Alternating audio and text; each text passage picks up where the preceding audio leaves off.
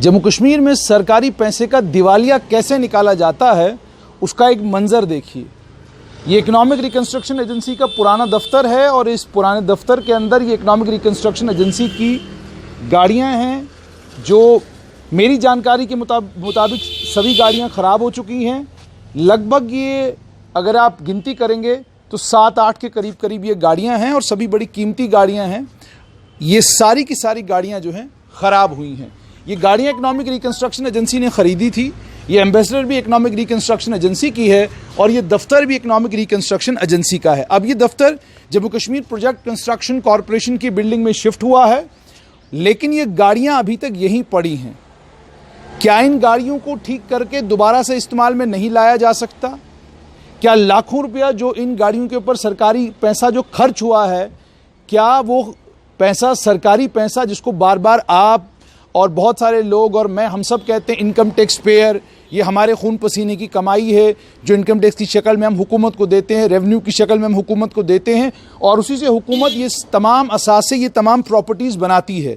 जब हुकूमत ये प्रॉपर्टीज़ बनाती है उसके बाद एक और बाबू आते हैं, वो ये फैसला करते हैं जी कि मुझे ये सब नहीं चलेगा, मुझे सब नया चाहिए। उस नए के चक्कर में ये पुराना सारे का सारा इंफ्रास्ट्रक्चर जो है यहीं धरा का धरा रह जाता है। और कुछ आपको इकोनॉमिक रिकंस्ट्रक्शन एजेंसी में दिखाना चाहेंगे। ये तीन पावर जनरेटर्स हैं, 1, 2 और ये पीछे तीसरा, और आप देख सकते हैं ये 4, और ये सब इसलिए था ये इंश्योर करने के लिए कि 24/7 पावर का बैकअप जो है वो इकोनॉमिक रिकंस्ट्रक्शन एजेंसी में रहे।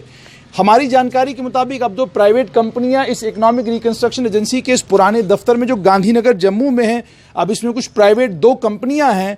मगर सवाल ये जो लाखों रुपए का नुकसान सरकार को हुआ है ये सब गाड़ियां खरीदने से, क्या उस लाखों रुपए के नुकसान की, उस करोड़ों रुपए के नुकसान की कोई भरपाई करेगा? वो आप देख सकते हैं पीछे से गाड़ियां लगी हुई हैं, 1, 2, 3, 4, 5, 6, 7, 8, 9 के करीब 10 के करीब 10 गाड़ियां हैं। ये यहाँ इकोनॉमिक रिकंस्ट्रक्शन एजेंसी के अहाते में उनके यहाँ बाहर पड़ी हुई हैं। क्या गवर्नमेंट सवाल पूछेगी इकोनॉमिक रिकंस्ट्रक्शन एजेंसी से कि इतनी गाड़ियां खरीदने की आपको ज़रूरत क्या पड़ी थी? क्या थोड़ा सा रिपेयर करा के अगर ये गाड़ियां इस्तेमाल करने के लायक हो सकती हैं तो वो रिपेयर इनकी क्यों नहीं कराई जा रही है? क्या सरकार ये पूछेगी कि इतनी बड़ी बिल्डिंग जो इकोनॉमिक रिकंस्ट्रक्शन एजेंसी की गांधीनगर में थी, प्रॉपर पार्किंग अंदर थी, इस बिल्डिंग से Jammu Kashmir project construction corporation की बिल्डिंग में जाने की ज़रूरत क्या पड़ी?